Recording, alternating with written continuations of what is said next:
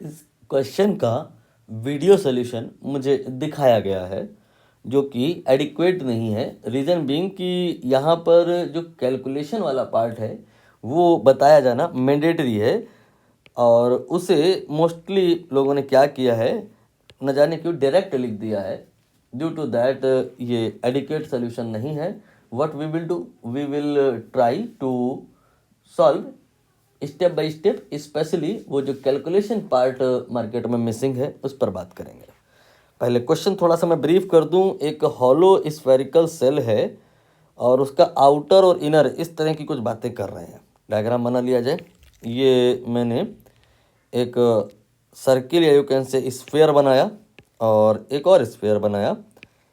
यहाँ पर जो मटेरियल है, ये मटेरियल पूरे में नहीं है, ये पार्ट हॉलो है। मटेरियल केवल उस पार्ट में है जहाँ पे मैं शेडिंग कर रहा हूँ। Is that okay?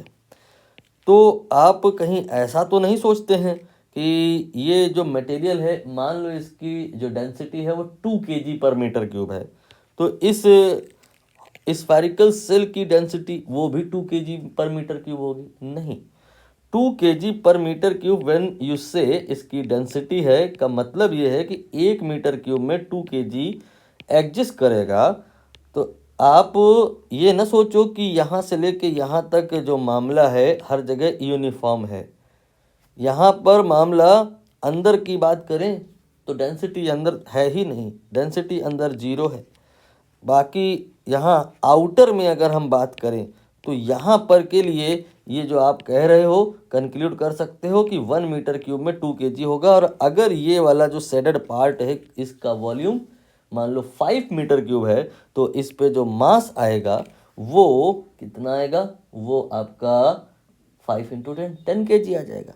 मैं यहाँ कहना ये चाह रहा हूँ कि ये जो आप बनाए हैं, जिस मटेरियल का बनाए हैं, उस मटेरियल की डेंसिटी अगर सपोज करिए 2 है, तो इसका ये बिल्कुल मतलब नहीं है कि इस सिस्टम का, इस स्फेरिकल सेल का जो डेंसिटी होगा वो भी 2 ही होगा। ये आपका जो हॉलो पार्ट है, ड्यू टू दैट ये आपका पूरा सिस्टम जो ओवरऑल बनेगा that will not be of 2 kg पर मीटर क्यूब। तो फिर कितनी होगी इसकी डेंसिटी? उसके लिए तो एक ही फार्मूला है जो मेन है। डेंसिटी किसी भी सिस्टम का आपने अगर निकालना है तो वो जो होता है वो उस सिस्टम का मास डिवाइड बाय उस सिस्टम का वॉल्यूम। तो इस हॉलो रीजन की वजह से इस पूरे का जो डेंसिटी आएगा, माइट भी ऐसा हो सकता है कि वो 1 आ जाए। तभी आप जब इसको किसी कंटेनर में रखोगे तो यहाँ पर ये जो सिस्टम है ये पूरी तरह से डूबेगा नहीं। आप ये ना सोचिए कि ये जो आपका स्फेरिकल सेल है ये जिस मटेरियल का बना है उसकी डेंसिटी 2 है, वाटर की डेंसिटी से ज़्यादा है तो ये डूब जाएगा। नो, यहाँ पर नो डाउट ये जो मटेरियल है इसकी डेंसिटी 2 है, बट इस स्फेरिकल सेल का जो टोटल डेंसिटी होगा that will definitely less than 2। ये आपका जो हॉलो पार्ट है सिस्टम की डेंसिटी को रिड्यूस कर रहा है। और ऐसा अगर हुआ कि इसकी जो ओवरऑल डेंसिटी आई वो 1 से कम आ गई, 0.5 अगर आ गई, तो आधा पार्ट ये बाहर रहेगा, आधा पार्ट अंदर डूब जाएगा।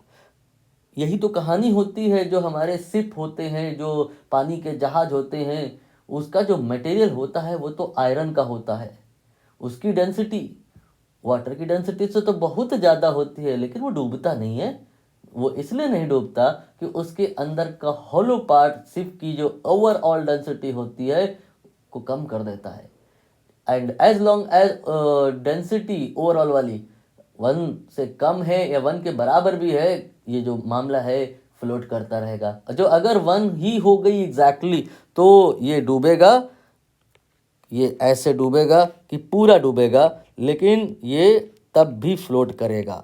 जस्ट सबमर्ज्ड ये कीवर्ड बन जाएगा।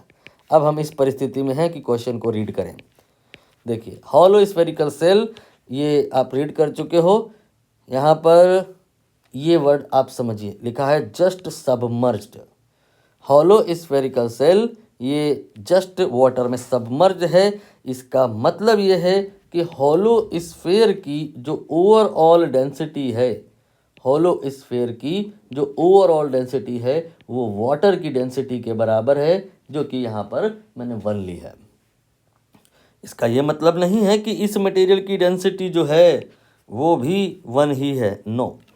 यहाँ पर इस मटेरियल की जो डेंसिटी है उसके बारे में कह रहे हैं, if specific gravity of the cell material is 27/8। ये वाटर की डेंसिटी से देखो काफ़ी ज़्यादा है। ये मामला जो है इसका डेंसिटी 27/8 लगभग 3 दशमलव कुछ आएगा, लेकिन इस पूरे का जो डेंसिटी होगा वो 1 आएगा। तभी ऐसा हुआ है कि ये जस्ट सबमर्ज है। तो अब हम रिलेट कैसे करें? रिलेट मतलब किसको और किसको?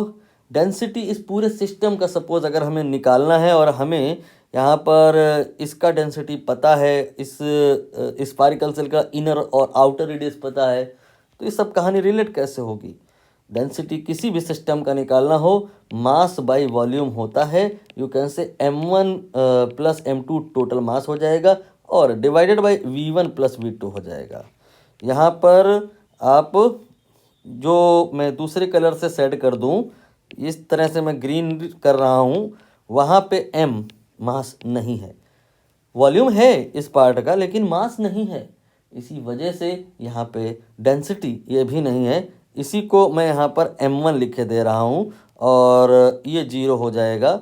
यहाँ पे m2 लिखा था मैंने, लिखना चाहिए मुझे क्योंकि रो 2 लिख रखा है मैंने, तो ये m2 0 हो गया।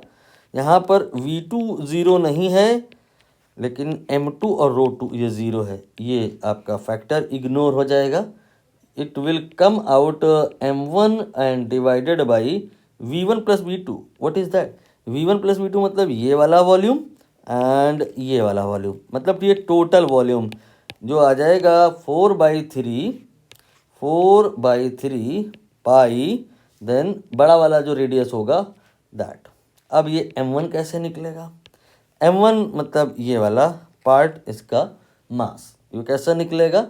इसके लिए हम इसी पार्ट का डेंसिटी ले लेंगे और इसी पार्ट का वॉल्यूम मल्टीप्लाई कर देंगे। नहीं समझे भाई? Mass upon volume equal to density, ये फार्मूला न केवल इस पार्ट के लिए वैलिड है बल्कि इस पार्ट के लिए भी वैलिड है एंड टोटल के लिए भी वैलिड है। तो अंदरूनी सेगमेंट के लिए इस फार्मूले की हेल्प से हम समझ पाए कि m और d दोनों ही 0 होगा। ये जो एनुलर स्पेस है इसके लिए हम अगर कहें तो यहाँ पर डेंसिटी को हम अगर रो 1 लिखें और मास को m1 लिखें और वॉल्यूम कितना होगा, थिंक अबाउट दैट। ये वॉल्यूम सीधा नहीं निकलेगा, आपको इस बड़े वाले स्फीयर में से छोटे वाले स्फीयर का वॉल्यूम घटाना पड़ेगा, तब जा करके ये वाला वॉल्यूम आएगा। तो ये आ जाएगा 4/3 pi capital R cube minus small r cube. इस प्रकार से जब हम करेंगे तो m1 निकाल पाएंगे। Let me put that. तो डेंसिटी इस पूरे सिस्टम का वो हो जाएगा, ये m1 का वैल्यू क्रॉस मल्टीप्लाई करके निकाल रहा हूँ मैं, रो 1 4/3 पाई R cube minus R cube and divided by 4/3 pi R cube. यहाँ पे ये आपका पूरा का पूरा कैंसिल हो जाएगा, ये फर्जी है, गलती से लिख गया है। रो बराबर आ जाएगा रो 1 एंड इस R क्यूब को अलग अलग डिवाइड कर लेते हैं, तो ऐसा कुछ कहानी बन करके आएगा जो इस बात के लिए इस्तेमाल हो जाएगा कि what will be the density of spherical shell if spherical shell material density is given. ये रो 1 यहाँ पे 27/8 है और रो हमें अगर निकालना है तो स्मॉल r और कैपिटल R चाहिए होगा। हो क्या गया है यहाँ पे, हमको ये ऑलरेडी पता चल गया था क्योंकि ये कहा था इन्होंने कि ये इसमें सबमर्ज है, पार्टली नहीं जस्ट सबमर्ज है, पूरा है। तो ये जो पूरा है इसका डेंसिटी, वाटर की डेंसिटी यानी कि 1 के बराबर है, यहाँ पे 1 आ जाएगा। सेल मटेरियल डेंसिटी ये 27/8 हो जाएगा और इसके बाद 1 माइनस R क्यूब हो जाएगा। और अब हमें कैलकुलेशन करना है और निकालना है स्मॉल r। ये देख लीजिए स्मॉल r निकालना है, तो कैसे होगा? यहाँ पर इसे 8/27 करेंगे, क्रॉस मल्टीप्लाई किया है और फिर साइड चेंज करेंगे तो R cube upon R cube ये आ जाएगा 27 माइनस 8 19/27। अब यहाँ पर कैलकुलेशन पार्ट जो हर जगह लोगों ने डायरेक्ट कर दिया है उस पर डिस्कशन होगा। ये 19/27 या तो आप इसे सॉल्व कर लो, ठीक है। तो 27 का इसके लिए पहाड़ा आना चाहिए। 27 का पहाड़ा अगर हम पढ़ें तो समझ पाएंगे कि 190, ये 190 19 पे तो जाएगा नहीं, 190 में जाएगा 0 पॉइंट, और 27 का पहाड़ा अगर हम पढ़ेंगे तो शायद यहाँ 7 या 6 कुछ आएगा। ये मेथड से भी हो जाएगा। वो कैसे हो जाएगा कि यहाँ पे जो हम ये निकालेंगे वो 0 पॉइंट समथिंग कुछ होगा, और हमें यहाँ पर इस इक्वेशन का क्यूब रूट करना होगा। तो बस यहाँ पे ये ध्यान रखना होगा कि if something is lesser than 1 and जब हम क्यूब रूट करेंगे तो वैल्यू बढ़ जाएगी। ये वैल्यू लगभग 0.8 जैसा कुछ आएगा, 9/8 के बराबर। ये हम ज़्यादा फोकस नहीं कर रहे हैं, कारण ये है कि दूसरा मेथड हमको ज़्यादा अच्छा लगा है। यहाँ पर हम r³ लिखेंगे, और यहाँ पे 19 है और 27 को हम लिख लेंगे 9 × 3। इसमें एक 3 से गुणा और किए हम अपनी तरफ से, बदले में ऊपर भी मल्टीप्लाई कर लिए, फिर एक बार 9 से और गुणा किए, बदले में मल्टीप्लाई कर लिए। अब ये आपका 9 की पावर 3 हो गया है, और ये आप करके देख लो, ये 513 आएगा। 513 के हम जस्ट बाजू में अगर आए तो लगभग में इसे हम 512 अगर मान लें तो ये आपकी फिगर ऐसी है जो किसी ना किसी का क्यूब है। ये 8 का पावर 3 हो जाएगा। तो यहाँ पे आपका आया है 8³ डिवाइड बाई 9³, तो r/r यहाँ से 8/9 आ गया। स्मॉल r का value 8/9 multiplied by capital R आ गया। देख लेते हैं आंसर, तो आपने पता ही होगा आई थिंक। ए ऑप्शन यहाँ पे करेक्ट हो जाएगा। कहाँ चला गया? यहाँ पे ये आपका ए ऑप्शन करेक्ट हो गया।